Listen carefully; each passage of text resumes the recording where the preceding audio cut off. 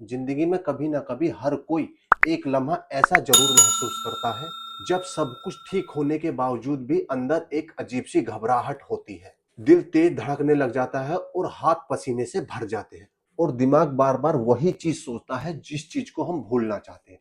तो हेलो दोस्तों, स्वागत है आपका मेडी ज्ञान में।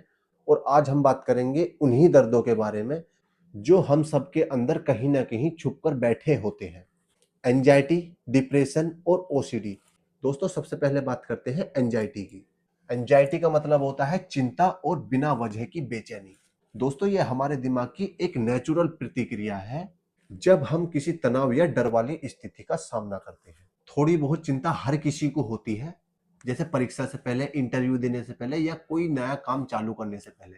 लेकिन जब ये चिंता हर वक्त महसूस होने लगे और बिना वजह आपको डर महसूस हो और हमारी रोजमर्रा की जिंदगी पर भी इसका असर पड़ने लगे, कंधों पर एक अजीब सा बोझ महसूस हो लेकिन उस बोझ की वजह समझ में ना आए, जब दिमाग रुकता नहीं और दिल चैन नहीं लेता, तो इसे एंजाइटी डिसऑर्डर कहा जाता है। ये एक छुपी हुई लड़ाई होती है जिसे दुनिया देख नहीं पाती, एक इमोशनल तूफान जो हमारे अंदर चलता है। पर क्या आप जानते हो कि इस लड़ाई को सिर्फ आम इंसान ही नहीं, हमारे देश के नहीं, दुनिया भर में बहुत से लोग इससे लड़ चुके हैं।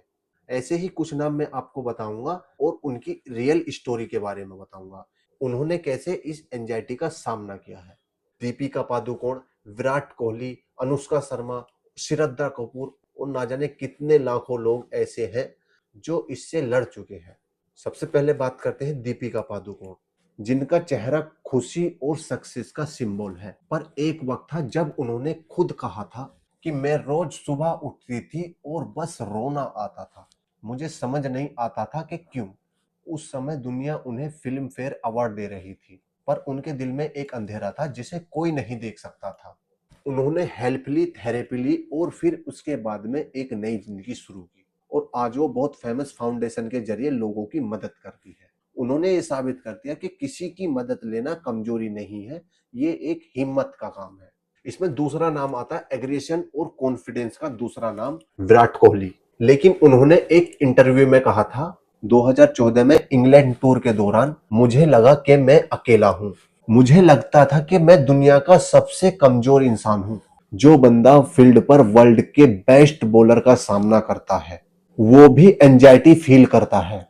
ये दिखाता है कि एंजाइटी किसी को भी नहीं छोड़ती, चाहे वो सुपर स्टार हो या कोई स्टूडेंट।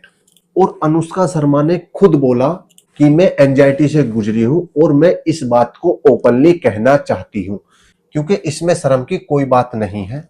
उन्होंने कहा थेरेपी और सेल्फ केयर की वजह से उनकी जिंदगी सुधरी और उन्होंने अपनी स्ट्रेंथ को बढ़ा लिया। और श्रद्धा कपूर ने भी एडमिट किया, उन्हें एंजाइटी अटैक होते थे बिना किसी रीजन के। वो कहती है कि मैं बस चिल्लाना चाहती थी, मैं समझ नहीं पा रही थी कि मुझे क्या हो रहा है। फिर उन्होंने अपना ध्यान योगा, मेडिटेशन और नेचर में लगाया। उन्होंने अपने इमोशंस को एक्सेप्ट करना सीखा और वहीं से उनकी हीलिंग शुरू हुई। दोस्तों, ये सब लोग जिनके पास फेम, मनी और लव सब कुछ होने के बाद भी जब वो कहते हैं कि उन्हें भी एंजाइटी होती है, तो समझ सकते हैं कि ये कोई मेंटल प्रॉब्लम नहीं है, ये एक ह्यूमन एक्सपीरियंस है। और साइंस भी यही कहता है कि एंजाइटी तब होती है जब हमारा दिमाग कोई खतरा महसूस कर रहा होता है, चाहे वो रियल हो या बनावटी। इससे हमारे दिल की धड़कन तेज हो जाती है, मसल्स टाइट हो जाती है और हमारा जो दिमाग होता है वो एक अलर्ट मोड पे चला जाता है। पर जब ये फीलिंग बिना वजह और बार बार आने लगती है, तो ये एक वार्निंग होती है कि हमारे दिमाग को आराम चाहिए। ज्यादा स्ट्रेस, सोशल प्रेशर या कोई अनरिसोल्व्ड इमोशंस, जैसे कोई बात बार बार आपके दिमाग में घूम रही हो और आप उसका सॉल्यूशन नहीं निकाल पा रहे हो, ये सब कारण इसके रीजन बन सकते हैं। दोस्तों, अब बात करते हैं कि अगर एंजाइटी है तो इसके सिम्टम्स क्या क्या, यानी कि इसकी पहचान कैसे करें। एंजाइटी हमेशा चिल्लाती नहीं, वो कभी कभी चुपचाप आती है कुछ कॉमन सिम्टम्स के साथ। जैसे छोटी छोटी बात पर ओवर थिंकिंग करना, मतलब छोटी सी बात आप बार बार अपने माइंड पर रिपीट करते रहना। इसके कारण नींद ना आना, अचानक से दिल की धड़कन बढ़ जाना और चेहरे पे टेंशन दिखेगी।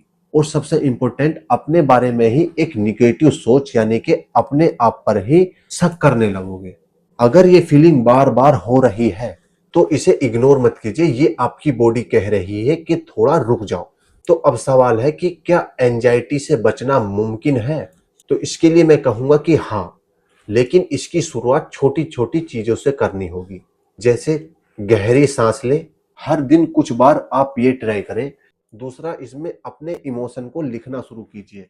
जो भी आपके माइंड में ऊट पटांग मैसेज आ रहे हैं, उनको एक पेपर पे लिखना चालू कीजिए और फिर देखिए आपका दिमाग कितना हल्का महसूस होगा।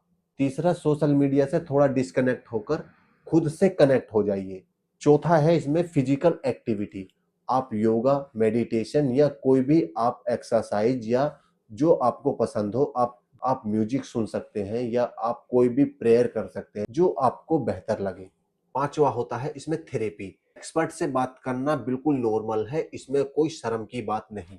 जैसे अगर आपको बुखार होता है तो आप डॉक्टर के पास जाते हैं, उसी तरह अगर आपको एंजाइटी है तो आप एक्सपर्ट से मिलिए। इसमें कोई शर्म की बात नहीं है। अपने अंदर यकीन रखिए कि मैं संभल सकता हूँ। दोस्तों, एंजाइटी एक इमोशन नहीं, ये एक जर्नी है। इसमें कभी कभी किसी अपने से बात कर लेना भी बहुत आराम देता है। और सबसे जरूरी बात कि अपने आप से दोस्ती करना सीखो। किसी ने कहा है कि जब तक तुम अपनी कहानी खुद नहीं समझोगे, दुनिया तुम्हें गलत समझती रहेगी।